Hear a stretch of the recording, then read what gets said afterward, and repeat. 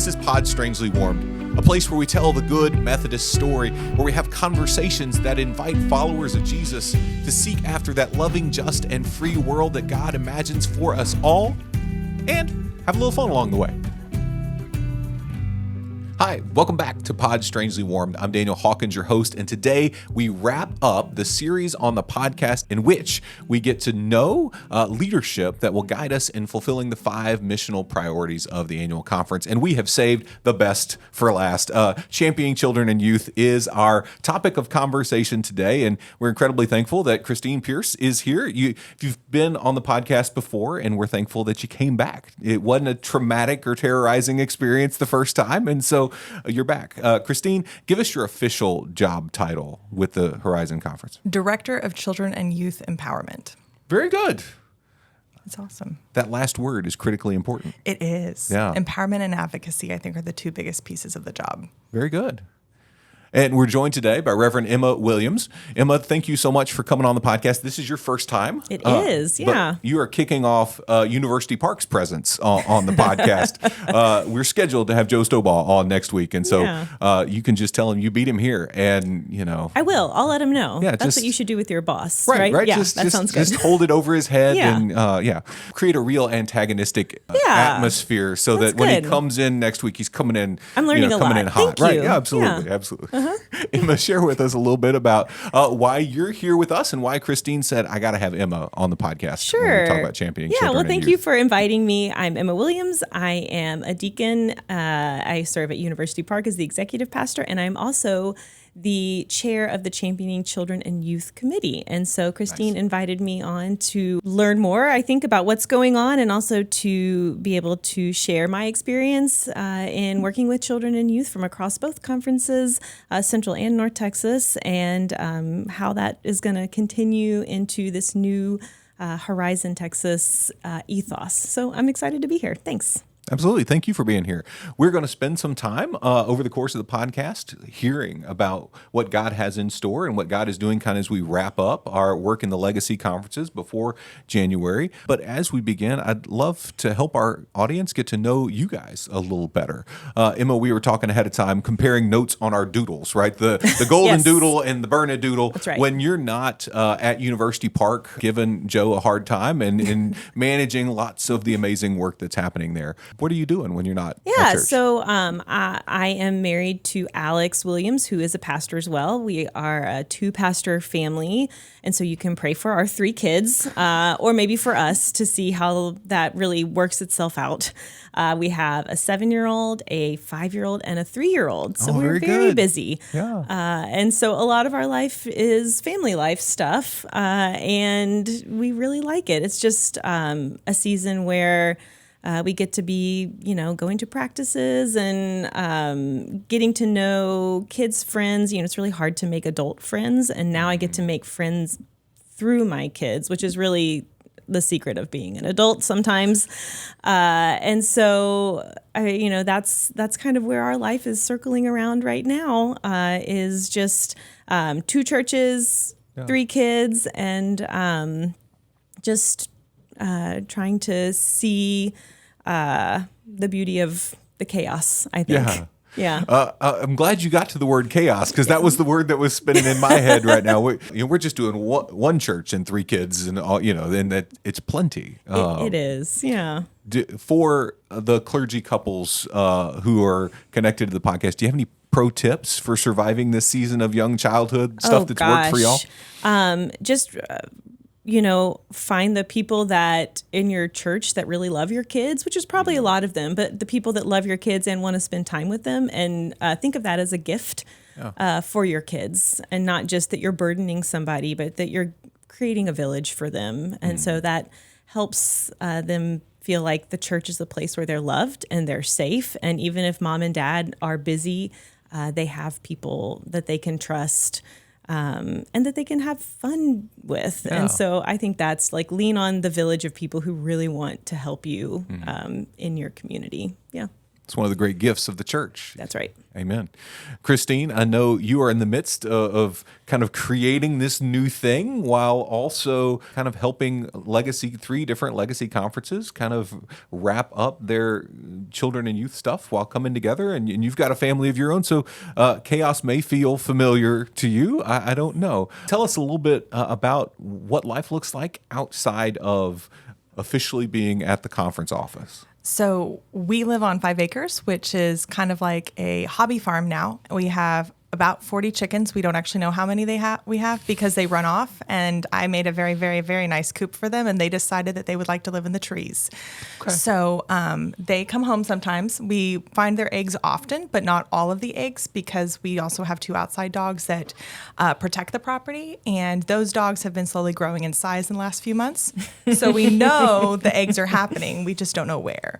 And then we also have... At least you don't have like poofs of feathers periodically No, with the 2 outside dogs. I think they prefer the eggs over eating the chicken or anything like that, which is kind of nice, because that was one of my fears early on, was that they were going to do something like that.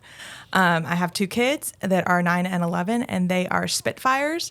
And if I ever look exhausted, it's because they decided that was the day, that was the day that everything was going to happen. And it's kind of glorious to get to witness them grow and become who they are. And every once in a while, I would like to tweak them, but then I'm reminded that, like, that's not really my role. My role is to just witness and be supportive as they keep going and growing. And then we also have 2 goats, 3 cats. We are an artistic family in some regards, but we're also a very discombobulated family in a lot of ways, because our house is never ready for guests. It's not a whole bunch of stuff. It's just we're in the middle of all the projects, because 3 of us we're pretty sure all 3 of the 4 are ADHD. We know 2 are. And so it's been a lot of fun, especially as we continue to develop and grow in the ways that we are. Very good. That opportunity for the kids to grow up with that much exposure to the outdoors and different ways to get connected, it's a really cool and powerful thing. It is. It really is. I strongly believe that that's one of the things that we should make sure that every single child and every single person actually has access to, is the outdoors and art. Yeah. So. Very good. Christine, I know we've asked y'all, as we often do, to bring something that represents you and place it on the shelf. Christine, you brought Susanna Wesley. And as you were describing life at home, I thought Susanna Wesley's highly appropriate. You know, her story of the prayer apron, where she's like, I'm flipping this thing over my head, and y'all don't mess with me while I'm praying. And all 18 of the children and all of that. I only have 2, but I definitely do have my timeouts of don't mess with me. That's fair. That's fair. Tell us why Susanna Wesley. So the reason I actually joined the United Methodist Church, I was not privileged to grow up in the United Methodist Church. I actually joined it. I learned about Susanna Wesley at Texas Wesleyan, and I thought Charles Wesley was interesting. Cool. And John Wesley was cool. Charles Wesley was more interesting to me because of the hymn situation. But Susanna Wesley was really interesting to me because she was so intentional in her parenting style, that most of my ministry has been based on this idea of, like, if you spend 1 hour with a person each week, there will be fruit. Whether or not we recognize it at the time, those are seeds that are being planted, and those are not just seeds being planted, but tended and cared for. Because that person is seeing that they belong, that they have somebody that loves them, and that grace is abounding in that relationship. Because to decide that is what somebody is worth and to maintain that is such a big thing. And so Susanna Wesley, when I learned that about her, I was like, that's the kind of person I want to be. Yeah. I want to be Susanna Wesley. And also she's the mother of Methodism because she literally birthed it. So I like to give her credit for where credit is due. Absolutely. Back last summer when we were talking about getting into the start of school, Matt Ford, who is a principal in Cleburne ISD, but leads one of those community partnerships, said one of the great things he wishes for every one of his students is that they could have one-on-one time with a caring adult who's not a parent, who's not a teacher, who's just somebody from the community invested in them, because it plants a seed that we don't know exactly how it will flourish, but knowing that they matter in a profound way is just a huge gift. That's awesome. Susanna Wesley, she is the bomb. And Samuel Wesley gets left out of those conversations, and frankly, probably that's okay. And that works out because she was the best preacher in the family too. If you just track the history, sorry Samuel, but best preacher in the family. Emma, what have you brought for yourself on the shelf today? Yeah, so I brought this little journal. It's a 5-year, like 1 line a day journal. I have not ever been like a consistent journal keeper. And part of that is because I don't like to go back through my journals and feel all of that's very embarrassing. I shouldn't have made that mistake. It's maybe my 1 on the Enneagram. Okay. But when my first child was born, I bought this journal and I said, I'm going to do this. I'm going to commit to doing this for 5 years. Just, it's just 1 or 2 sentences a day. And it actually took me through all 3 of my kids because they were spaced out about 5 years from the oldest to the youngest. And when I go back and look through this, I can remember how hard it is to be a parent and for your life to completely change in that way, and how amazing it is to watch your kids go from just not being able to move their head to standing and talking and then like becoming a sibling. And it's just a good reminder, especially as a clergy person and a mom, that it is really hard and it is really beautiful. And we have to be intentional about finding the meaning in all of that as we get mired down in all of the day-to-day stuff we have to do. And so I will say I finished the 5 years and I said, whew, that's done. And I have not picked it up again.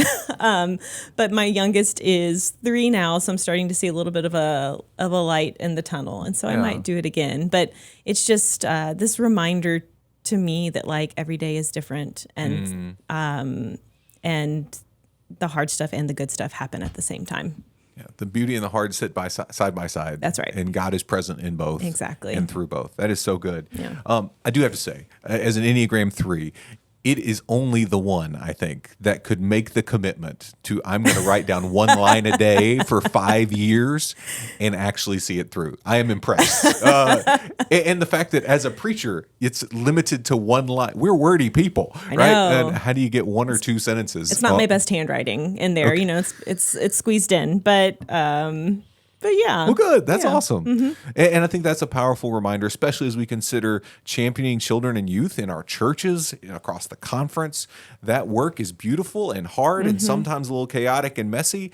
And we have to find a way to be okay with all of that as we seek to find the beautiful in it too. We all love the moment where the young person claims faith for themselves for the first time at camp or on a mission trip or in kind of one of those mountaintop moments. But how many of those moments are kind of built on hours of one-on-one discipleship, hours of being willing to clean up after the mess or embrace the thing that's hard. Christine, as we move into this new season, the Horizon Texas Conference officially launches January 1st, right? That's when we become officially one. And you think about this strategic priority of championing children and youth. What are some of kind of the beginning things we can hope to either see or focus that you're trying to bring to that work in ministry as we move into kind of the first year or 2 of the work of championing children and youth in the Horizon Texas Conference? So our first big tackle is to get area coordinators. Yeah. So the original plan was to have a second person that would be associating with me, like we would be a team. And I realized because of the size of our conference that would not put us where we needed to be at an access point where people needed. So we are looking at hiring 6 youth or children and or both area coordinators so that we can put people out and about. These are people that are already in doing the ministry. These are people that are already connected with other people or have the intention to connect with other people. And so we are right now in the process of actually going through phone interviews. They've got their first round of phone interviews, I believe, with GCFA. They're still accepting applications. Our goal is to have 6 people kind of strategically spaced around the conference that can do the work of extending connect the conference to the churches and the churches to the conference, so that there is less gap, less missed opportunities, that we could be actually supporting people in how they need. I think that oftentimes we get people who are like, oh, this is a model that works great. The thing about a model is all models are applicable to the situation that they can be adapted to. And so we want to make sure that we have people out that are helping others directors, youth, children, even senior pastors figure out what is the best way forward so that they have people to mentor and coach them if that's necessary. We do have coaches that are, and people that are looking to become coaches that we can utilize if that's what they need. We have people that want to mentor if that's what they want. But we want to be able to kind of create a connection that sets us apart, because that is one of the things that is so UMC, is the fact that we have a connection that sets us apart from any other denomination, really. And having worked in multiple denominations, nobody does connection quite like the UMC because it's built into our DNA. And so that is something we should be advocating for and supporting, especially as we find more and more people that are entering into ministry perhaps don't have the connection that some of us got to have when we were entering ministry. So that's one of the big pieces, is the area coordinators. The other big things that we're working on is the Unifying Youth Council is going to be meeting. They actually meet on November 2nd on Zoom. It is 2 students per district plus 4 at-large members. So it's a total of 24 students that are determining how we move forward with student leadership, because there's multiple student leadership opportunities, multiple student leadership needs, and multiple ways that we could do this. But we want the students making that decision, because if we make decisions and prescribe as adults, oftentimes we do not get the buy-in that they have. And so we want them to buy in because it's their idea and they're telling us what they want rather than us telling them what they need.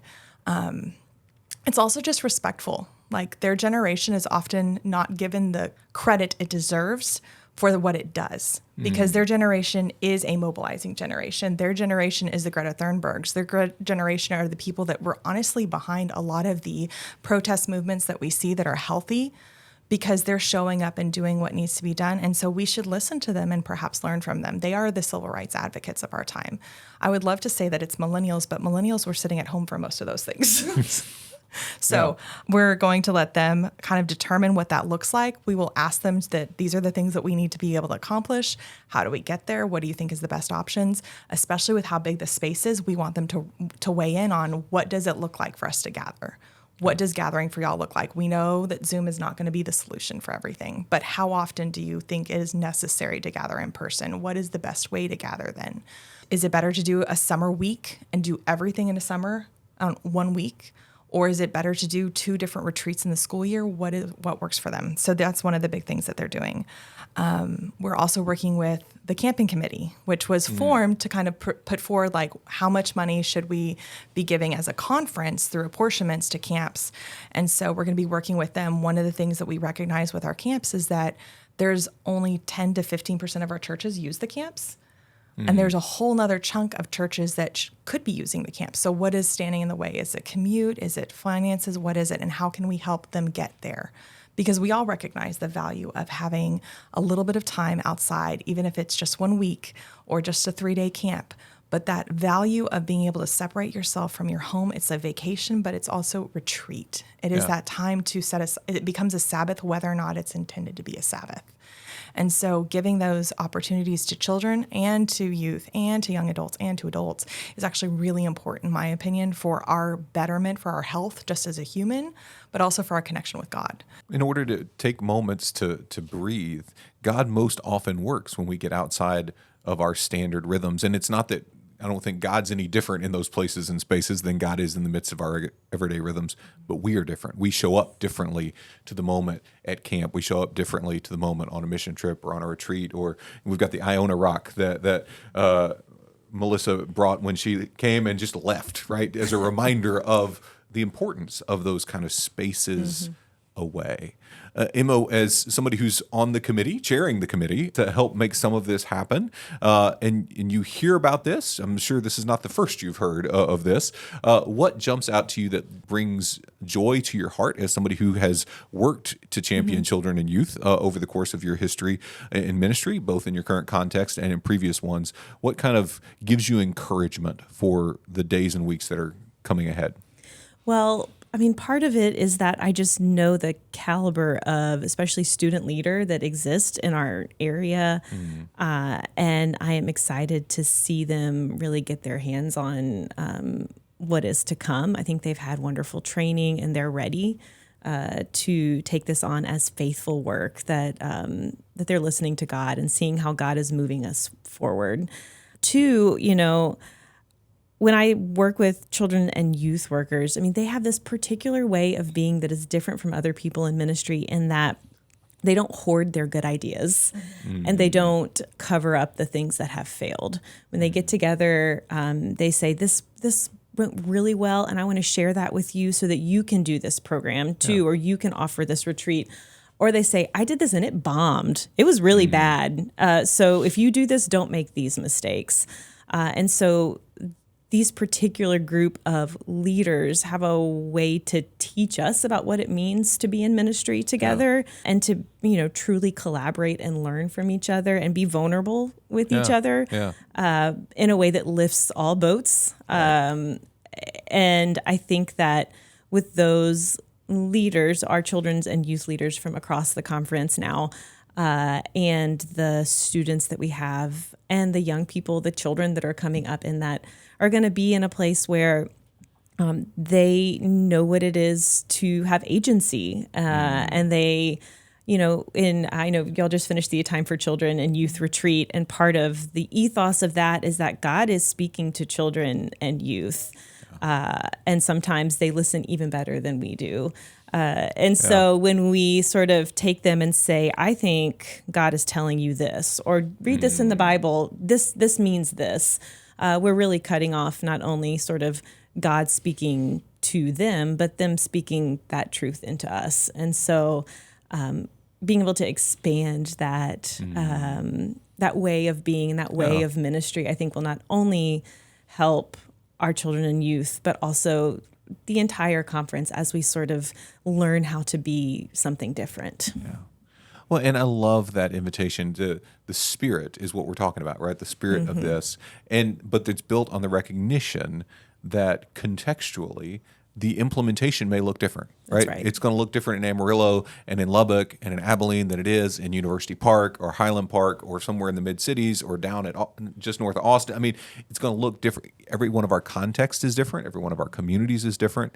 And yet that same ethos, that same spirit can manifest itself in each one of those places in a way that leads to the empowerment that's inherent in the end of your title, right? Yeah. What do we hear that the church longs for? That's right. Right? We long for more children and youth, but not just more. We long for our young people to become deeply committed disciples of Jesus Christ. And empowerment is a huge piece of that growing in our discipleship and helping the communities around us grow in our discipleship. That's right. Because that mentoring thing works both directions. We learn with and from each other. Now, Christine, I know there's some more things on the list, and I kind of cut you off in the midst of this thing. So what else do we have in front of us as we go forward? So one of the big things that I'm working on is trying to make sure that everybody has a mentor group or a mentor, a holy club, a class, however you want to phrase it, but it's a group of people that they know that's in their area that will come around them when they need it, but also that will take accountability and meet with them. And so it can be on Zoom, it can be on text message. I still have my accountability group from, I think, 2018. We still text each other, even though only 2 of the 3 of us are still in ministry in the same way. And there was one of them was not in ministry actually for a while in the same way. So it was just me and then these other 2, but we still maintain the accountability because we recognize that that is a huge piece of whether or not you want to stay in ministry is having that community, because the community at your church is a wonderful community, but it's not a community that you can be completely and totally 100% honest with. Right. It is a community that you can be authentic with, but there are going to be times where you're encountering something and you need to bounce it off somebody else, and you can't do that in your community. And so we want to make sure that everybody has that opportunity of people that they can bounce ideas off of, that they can say, okay, run this through with me. Is this going to fail miserably? Or is this going to be too successful? Because there's that option that you may end up with too many people there. Right. And then it's not successful because you have too many. So we want to be able to have those about the programming, but we also want to have those about the conversations of how are you explaining grace to your kids? How do you tell them about the PJs, the prevenient, justifying, sanctifying? What order do you tell them that in? How do you explain that? Because the door analogy works for some people, the porch analogy but it doesn't work for everyone. So how do we get this into the hands of the students in a way that is tangible, or that is a symbol that they fully understand in a way that they wouldn't understand because they don't have a porch? Things like that is really important. And so having that group is really important. So that's one of my big goals for every single director is to be able to know that they are in some sort of community. whether that community is discipleship based or prayer based or just loosely sending a whole bunch of gifts to each other regularly. So, well, and that helps not only with their professional development, right, but their own faith formation, right? As our leaders are helping shape and form generations to come, their souls need to be shaped and formed, and we need that in community too. And there's times when your executive pastor or senior pastor can be a helpful partner in that, but then there are other times when, because of the employment relationship, we're not the best person to be in that kind of a community with somebody. And so the holy clubs, the class meetings, the whatever you want to call it, for our student ministers, create that space for professional, personal, and spiritual development. And as somebody who's got a youth director who's going to be in one and has you've begun the connecting work for her, I'm incredibly thankful for that. She's one of my favorites. The other thing that we're working on is recognizing that how we develop programs. Lilly Endowment actually gave Perkins a whole bunch of money to essentially throw and make a plan. And so Bart Patton contacted me and he's like, can we do this? And I was like, sure. So we actually have 6 people right now that are working on creating youth plans that grow. Their goal right now is to prototype it, but it's just to be like, okay, what is something that meets the needs of the community? What is something that is intergenerational? And what is something that the students would buy into? Yeah. And what do you need in order to get it done? And so there's a group of 6 of them from each legacy that are serving in it. And the 6 of them are coming together about monthly to discuss what are they doing? Because their goal is to actually complete something by January. And what they complete in January may actually end up becoming something that is long-term for their church, or it may be something that they go, you know what? I think we can do this better and try again. Or you know what? We may have to scrap it completely. And we've already had one person's project scrapped completely because of those 3 things of intergenerational, something in the to meet a community need, and students being bought in. The students were like, we're not doing that when he asked them. And as they do sometimes. Yes. Right. Yes. But the fact that he asked them, that's part of the process. And we recognize that we I don't can think just go our back students to the have heard about Fiona's plan just yet. So they'll get there. They will. And it's still being formed. And so, but we're 2 for 3 so far. She's amazing. She's She very, is. very creative, but also very, very diligent in her work. Yes. So, but our goal is that we have a model of how to test things in the community, how to test things with youth taking the ownership of it and the leadership of it in their own community. Because when we're talking about leadership, we're not just talking about the conference leadership of kids that go to annual conference and represent, or the kids that work at camp as a junior counselor, or the kids that plan midwinter. We're talking about all of that, but we're also talking about local church leadership. And so each one of these people is being somewhat tasked with finding some students to also be a part of that project with them, because it's not just them as the youth director to execute it, because that's not sustainable or successful really. It is successful and sustainable when other people are invested in it and doing the work with it. Kind of like VBS. VBS can't run on the one pastor. It has to be done by a team. It has to be done, and it may be coordinated slightly by the pastor, but it is run and done by the volunteers. I got to say, pastorally, the best role for VBS is cheerleader. Let me be get highly equipped, capable, organized lay people with really good curriculum, and then I just get to come alongside and go, yay, good job, and take a pie in the face at the end of the week. That's kind of the plan, and it's great. Well, yeah, it's amazing. But that's one of our big things right now is also trial and error of what actually functions and what works, and what does this model actually look like depending on the small churches and the medium-sized churches. We find that there's a lot of models out there for large churches. And while that is wonderful, if you get to be in a large church, not all of our churches are large churches. A majority of them are medium and small. So we want to make sure that we're also finding models that are applicable in that way. And we're just really, really lucky that SMU Perkins was giving us, through their reboot stuff, some money that they got from Lilly. So yes, it's changing hands, but it is amazing opportunity for us to develop these people and to honestly answer a need in some ministry aspects for youth ministry. Often that's the one that ends up being fundraised for. And so this actually gives them the opportunity to try without having to fundraise before they get to try. They can just propose. Takes a barrier of entry away. This is a really good season of our life. One of the beautiful things about the coming together of the Horizon Texas Conference is that it is a time of new beginnings, right? And hopefully we're in the midst of kind of taking the best of all 3 legacy spaces and finding a way for that to find its fullness, and also some opportunities to try some new stuff, right? As we hear about this, it's easy to get excited for what the next year or two will hold. Let's zoom out even more now.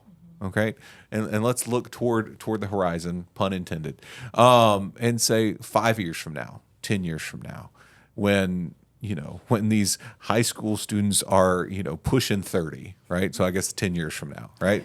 When they have embraced what it means to feel like they're getting old, and the three of us are even grayer than we are today. I'm in a bit of an existential crisis. I turned 40 last month. It's an uncertain season, but what do you hope for? Not only for the individuals involved in this season, but for the Horizon Texas Conference, for what it would mean for us a decade from now to continue to champion children and youth, but also what kind of fruit are we seeing from an intentional decade of championing children and youth? I have, I guess, been in this area. We moved in 2014, so for about 10 years now. Yeah. And so I have kind of this exact look back at what has been to be able to look forward. And I think part of what I really hope that we continue is that, as Christine was talking about, that every children's and youth leader feels the support from their congregation and the conference. We used to say that we want children and youth to be involved at the conference level because we think that there's an amazing power of the connection.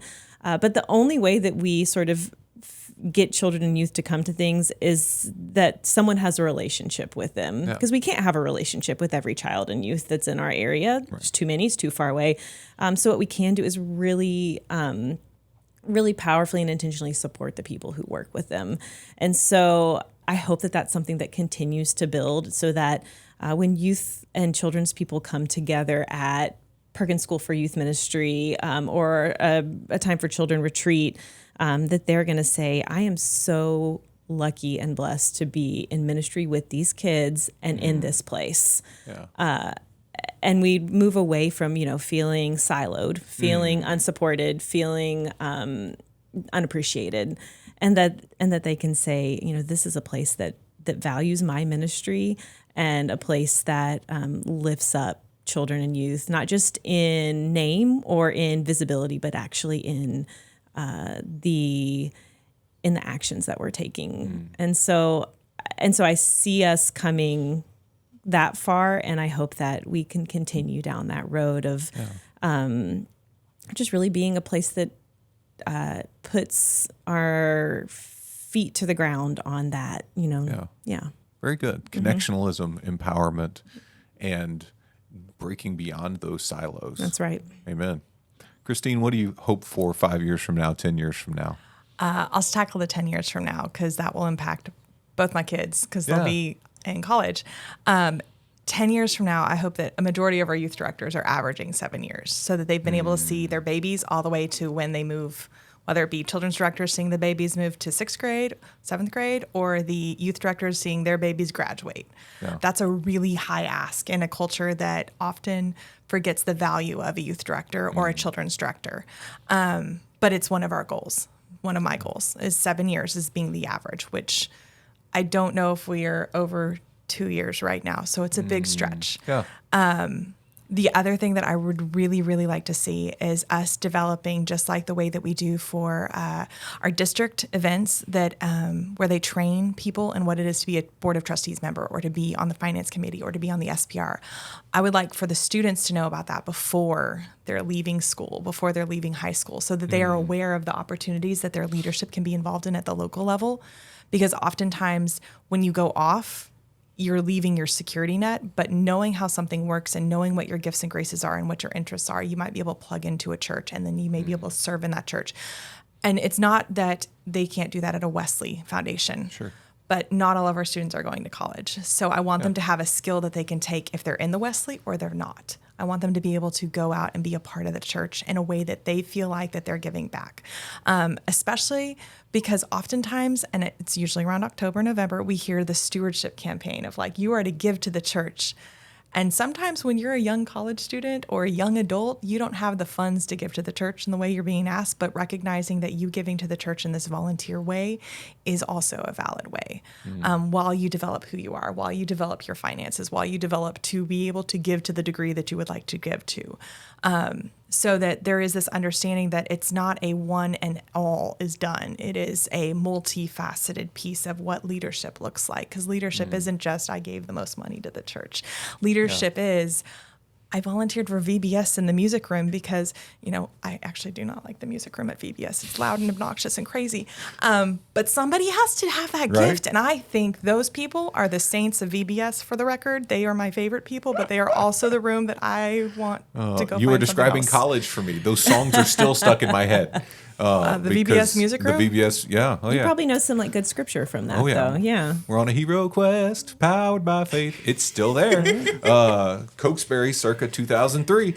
We lucked out. Our VBSs were much more laid back in the Episcopal Church. Like, if we sang Kumbaya, that was one I knew. Yeah, my mama was a preacher, and I got voluntold. So that's how it worked. That's right.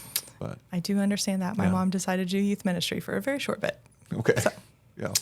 But that's what I would love to see. I would love to see us take whatever we're developing is something that children can be a part of, youth can be a part of, their parents can be a part of, the directors can be a part of, and it all launches them to whatever they end up doing, not just towards there's only one option idea, because that's just not necessary, nor is it correct.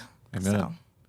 Christine, I'm excited for that vision. Emma, I'm excited for yours too. When we break out of our silos, we have these deeply rooted ministers for youth and for children. What a future that would be. As somebody who's hired way too many youth directors over the course of 15 years of appointed ministry, not because we've canned everybody, but just because there has been this churn of budgets and other things that kind of get in the way. What kind of continuity and investment and vision would be possible if we're working together, if we're deeply rooted where we're at, and how much better would life be for the young people in our midst? Some might say that would be championing children and youth and empowering them along the way. Thank y'all both so much for coming on the podcast today, for being with us, for bringing yourself on a shelf and bringing a vision for ministry with youth and young people that I think will speak to very many across our entire annual conference. And thank you for joining us today on Pod Strangely Warmed. Until next time, I'm Daniel Hawkins.